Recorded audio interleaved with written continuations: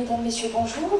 Écoutez, je suis ravie d'être parmi vous aujourd'hui pour, alors, non pas avoir la prétention de vous présenter un état de l'art des recommandations de bonne pratique, mais plutôt au stade, je dirais, de début 2015, donc dans l'après 31 décembre 2014, date d'échéance de nombreuses évaluations externes. Qu'en est-il des recommandations de bonne pratique ? Pour mémoire, comment ont-elles été construites, élaborées, déployées, mais surtout comment ont-elles été perçues, intégrées ou non, et comment aujourd'hui sont-elles vécues, quels sont leurs apports et leurs impacts, parce que, et je ferai simplement ce rappel et cette référence, l'usager étant au centre, en effet, des préoccupations et de l'ensemble de nos actions, concrètement, est-ce que ces recommandations de bonne pratique, aujourd'hui, ont produit leurs impacts ? Concrètement, si on interroge en effet un usager, ayant en tête une ou deux recommandations, est-ce qu'on obtient une réponse rapide et claire sur une amélioration apportée à son quotidien et à son accompagnement ?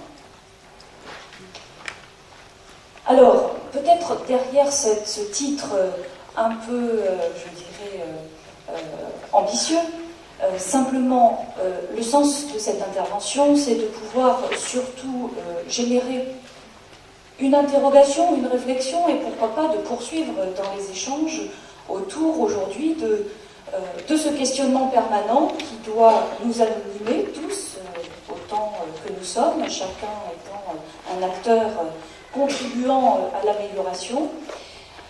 Et je ferai simplement quelques rappels des interventions dont j'ai pu bénéficier depuis ce matin, et pour essayer simplement de vous démontrer finalement dans la logique et les propos de mes collègues à quel point finalement on arrive sur ces recommandations de bonne pratique à peut-être leur donner le sens et leur place demain dans le changement. Et peut-être que demain, dans cette deuxième génération et dans l'après-urgence de la première génération des évaluations externes, dans le cadre demain des constructions des futures évaluations internes et externes, on arrivera en effet à passer du stade de l'urgence à la conduite du changement en termes notamment d'accompagnement de ce changement. Alors, peut-être pour simplement vous faire un rappel, donc ce programme de l'intervention, je ferai quelques rappels sur la valeur juridique d'une recommandation sans avoir la prétention, bien évidemment, de vous faire un exposé maîtrisé. Je laisserai, je dirais, aux professionnels qui aujourd'hui sont ici le soin peut-être de compléter mes propos. Simplement, faire un rappel sur aujourd'hui les recommandations de bonne pratique, pourquoi elles sont là, et ne pas oublier quand même l'intention du législateur derrière ça. Et au-delà de cette intention, aujourd'hui, comment elles sont perçues et reçues par les professionnels. Est-ce qu'elles sont connues des usagers ? Comment ? Et demain, à partir des constats et de ce qu'elles ont produit ou pas, est-ce que demain, on a des compétences nouvelles à développer ou pas au sein des établissements et des services, à partir des recommandations de bonne pratique, de leur construction, qui renvoie quand même aussi à des aspects concrets, avec des cas pratiques qui sont intégrés dans leur contenu.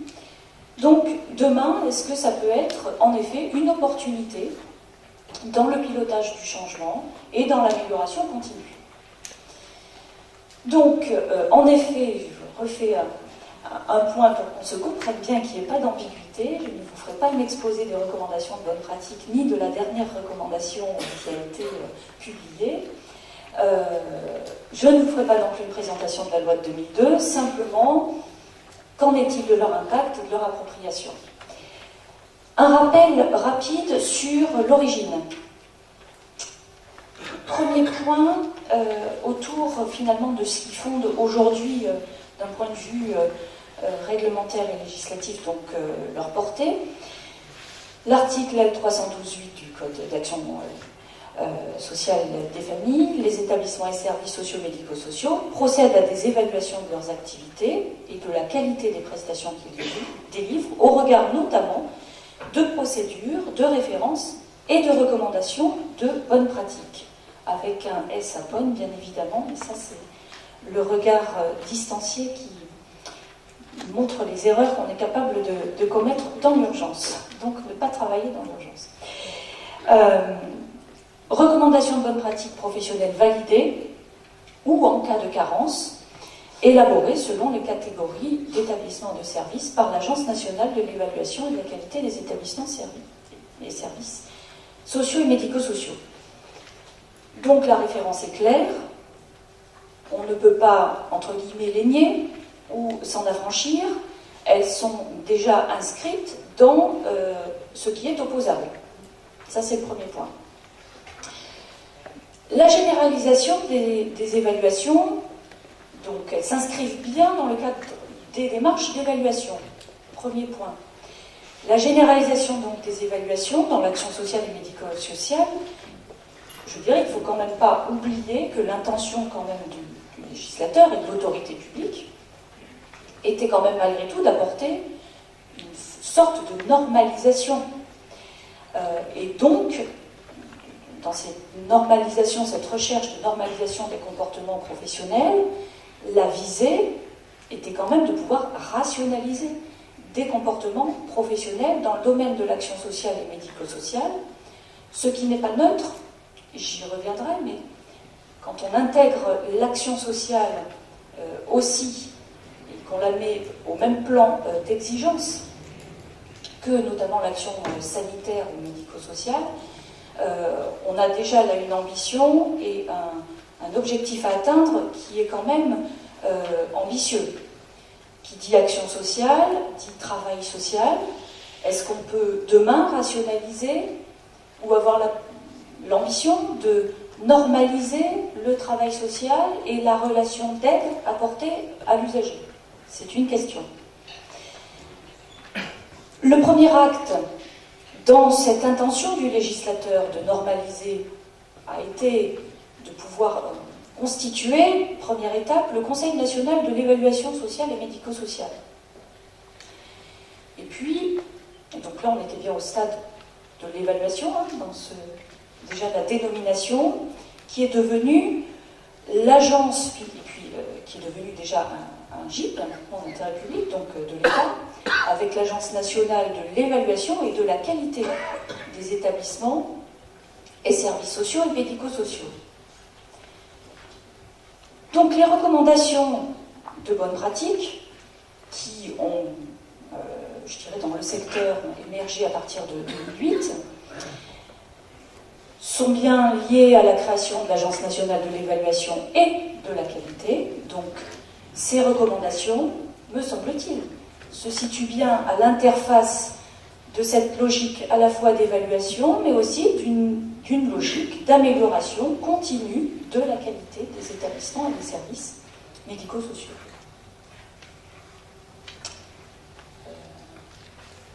Je recule, ça va pas.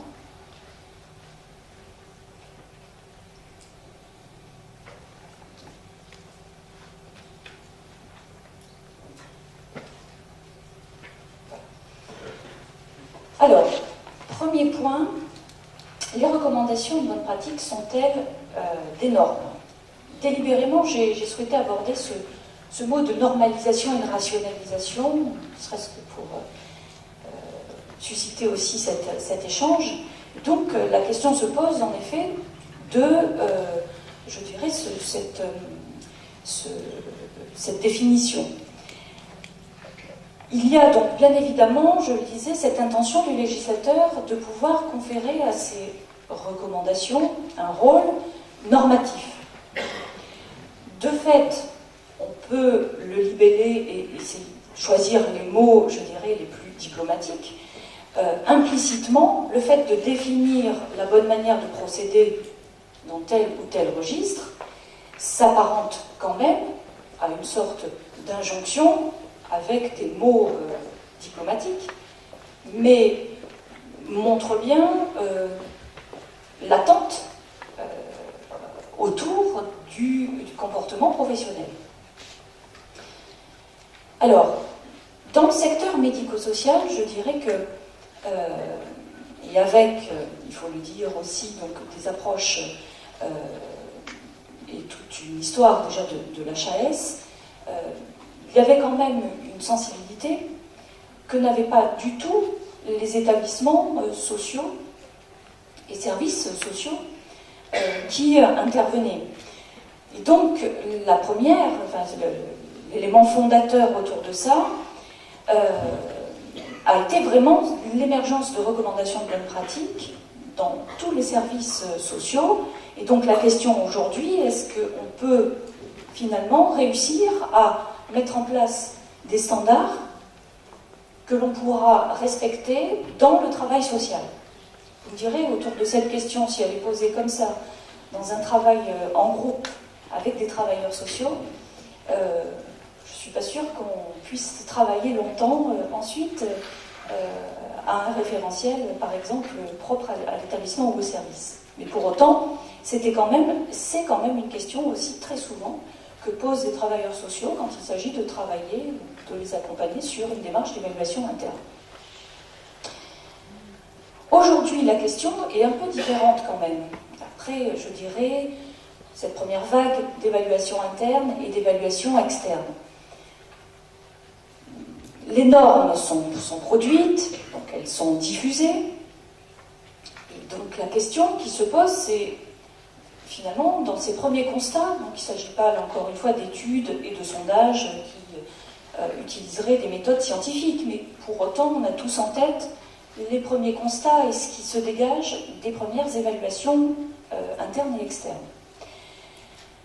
Est-ce que les effets attendus sont bien là? Et est-ce qu'il n'y a pas des effets non attendus et qui pour autant sont constatés au stade de, je dirais, la première vague d'évaluation interne ou externe?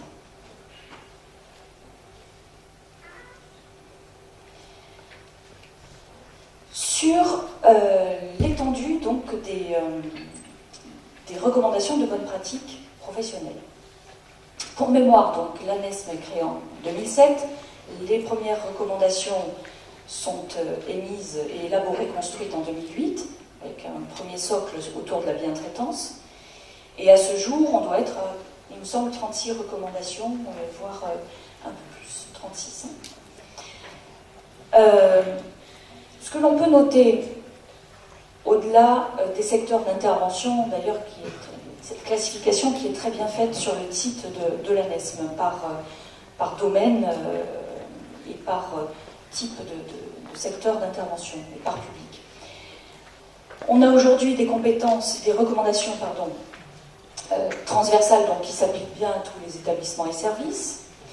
L'ANESM a été aussi capable d'entrer vraiment sur des registres de spécificité de certains établissements et services. Je pense notamment à la qualité de vie, par exemple, en EHPAD ou en femmes, mais aussi est rentrée dans le registre de public, avec leurs spécificités, que ce soit l'autisme. Pour autant, dans les constats, et au-delà de ces étendues, et dans la recherche, et vraiment ce souci d'adapter, à la fois sur la généralisation de recommandations de bonnes pratiques, mais en restant dans la prise en compte des spécificités des publics et des types d'établissements, on peut quand même constater qu'on a des approches de l'évaluation qui sont quand même un peu différentes selon les types d'établissements. Là, je vais vous donner quelques exemples concrets. L'approche de la qualité aujourd'hui dans sa perception, donc dans la réception par les acteurs, la recommandation de la bonne pratique est quand même un peu différente selon qu'on se situe, je dirais, bien dans une institution, un établissement avec des murs et un service qui intervient au domicile, par exemple, d'usagers.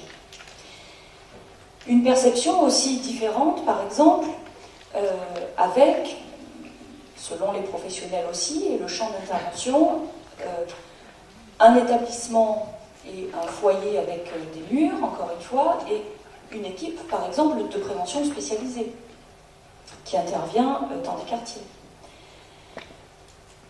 Différentes également, selon les métiers, entre un infirmier, qui a des gestes techniques, et donc une approche du soin, très normée, je dirais, très qualifiée par son diplôme, et un éducateur spécialisé.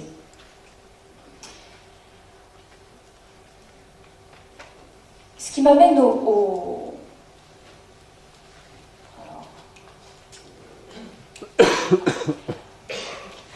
Alors, aujourd'hui, il y a des niveaux d'appropriation qui me semblent multiples selon la place que l'on occupe au sein du service ou de l'établissement.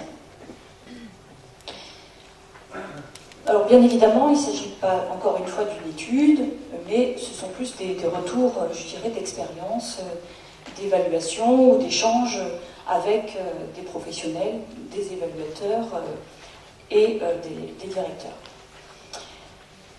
Selon déjà la place que l'on occupe, un directeur, une autorité publique, une autorité de tarification en l'occurrence, que ce soit un professionnel, un usager, des partenaires ou des familles, ce niveau d'appropriation, il va différer selon aussi ses propres attentes.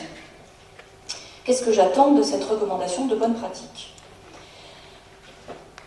Souvent, dans les échanges avec vos collègues, les directeurs, il faut quand même reconnaître que dans le contexte de mise en place des évaluations internes et externes, ces évaluations et les recommandations de bonne pratique sont aussi arrivées dans des actualités qui sont bousculées sous l'angle des nouvelles normes, nouvelles contraintes, nouveaux textes à mettre en place, souvent dans des délais très courts. Et donc, ces démarches sont venues souvent s'ajouter et sont venues, je dirais, non pas bousculer, mais sont arrivées dans un contexte déjà de normes qui s'ajoutent et de contraintes de plus en plus importantes. Pour les directeurs, pour d'autres, ou pour les mêmes d'ailleurs, ça a été vraiment l'opportunité de se dire on se pose et on essaie finalement de faire de cette contrainte une opportunité dans des améliorations à apporter sur des dysfonctionnements qu'on a pu noter, ou en tout cas des points d'amélioration ou des questions qu'on se posait et sur lesquelles finalement on va essayer de profiter de cette démarche pour essayer vraiment d'englober ces aspects-là et de le porter dans le cadre d'une démarche globale d'amélioration. Ça a pu aller, et pour certains encore, jusqu'à l'élaboration vraiment d'une documentation et d'une démarche qualité très étayée, avec des documentations support importantes de qualité, avec des cadres de référence revus, des référentiels propres travaillés avec les équipes, donc jusqu'à l'outil de pilotage et jusqu'à finalement une démarche de management par la qualité. Très souvent, ça a été l'occasion pour les directions de se dire aussi, on va les intégrer et relire aussi nos outils et le projet d'établissement au regard de ces recommandations qui fixent un certain nombre de choses, pour essayer d'améliorer encore surtout notre guidance institutionnelle et sa visibilité. Alors, pour les autorités, et là je me permettrai de parler d'autorité de tarification pour avoir cette particularité d'être à la fois dans des contacts et des projets. Une minute et demie. D'accord. Avec des établissements et des autorités de tarification, c'est qu'on a des paradoxes sur la connaissance des recommandations de bonne pratique. Un des paradoxes, c'est celui de la protection de l'enfance. Les maisons d'enfants à caractère social sont soumises aux recommandations de bonne pratique, évaluation interne ou externe, donc a priori connaissent les recommandations. les conseils généraux qui mettent en place des services de suivi à domicile d'enfants confiés, donc qui a priori exercent des prestations semblables, ne sont pas soumises aux évaluations externes et donc ne connaissent pas forcément toujours dans le détail les recommandations de bonne pratique.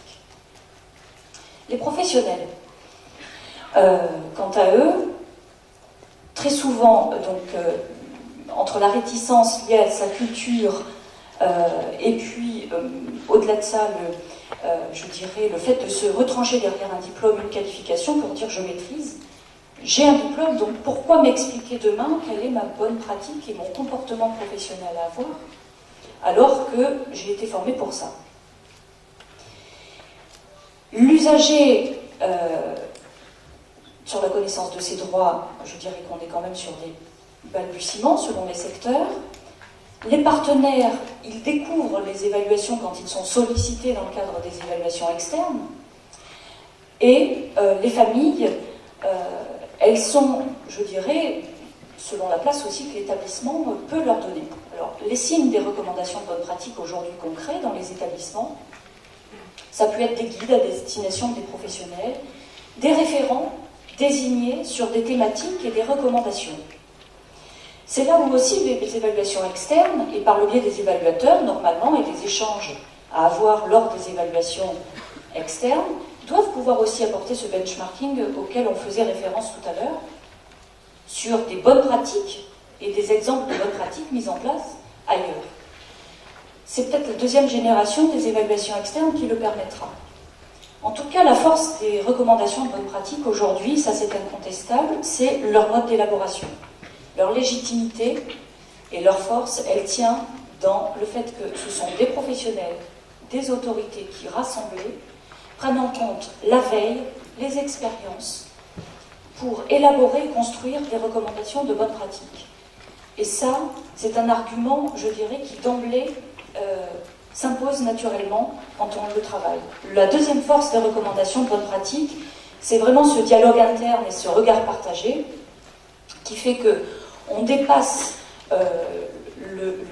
la simple diffusion, je dirais, du haut vers le bas, donc descendante, pour rentrer dans une logique de construction et un levier donc de mode d'élaboration d'outils de réflexion partagée. C'est là où les recommandations sont des supports d'intervention, notamment sur des situations à risque, qui sont non seulement intéressants, mais déterminants dans l'amélioration continue. Leur dynamique aujourd'hui, elle est liée, et elle peut trouver une autre force, justement, dans le passage de cette logique de déploiement, de diffusion, c'est-à-dire comment je mets en place la recommandation, à comment demain on construit et ensemble, au sein des équipes, on arrive à se réinterroger et à prendre en compte finalement cette culture de l'erreur positive pour apporter un changement et essayer de mettre en place, dans des logiques de prévention, des outils nouveaux, des réponses nouvelles qui auront un impact réel auprès de l'usager. Je me dis que c'est peut-être la deuxième vague d'évaluation externe qui le permettra. En quelques secondes, s'il vous plaît. Et donc, dernière diapositive, la question en effet, c'est est-ce qu'il faut des experts de recommandation de bonne pratique demain? Dans certains établissements, j'ai pu constater que des professionnels ou des structures s'interrogeaient sur la désignation de recommandations de bonne pratique pour certains professionnels. Sur, par exemple, l'accompagnement de fin de vie, les professionnels, dans un EHPAD, par exemple, ont plutôt tendance à dire on attend du médecin des choses. Est-ce qu'il faut des experts? La réponse que vous apporterez sera peut-être en fonction de cette question. À partir du moment où les démarches d'évaluation se construisent et évoluent dans des systèmes internes et externes, en interaction, faut-il que quelques-uns des sachants portent l'expertise de recommandation de bonne pratique pour les déployer dans les meilleures conditions? Il y a peut-être une part de la réponse dans la question. En tout cas, la question demain, c'est comment en effet passer à partir de ces recommandations d'une logique d'urgence, où il a fallu mettre en place, lors des évaluations internes et externes, à une logique de prévention pour préparer la suite et rentrer réellement maintenant dans des démarches d'amélioration continue. Je vous remercie.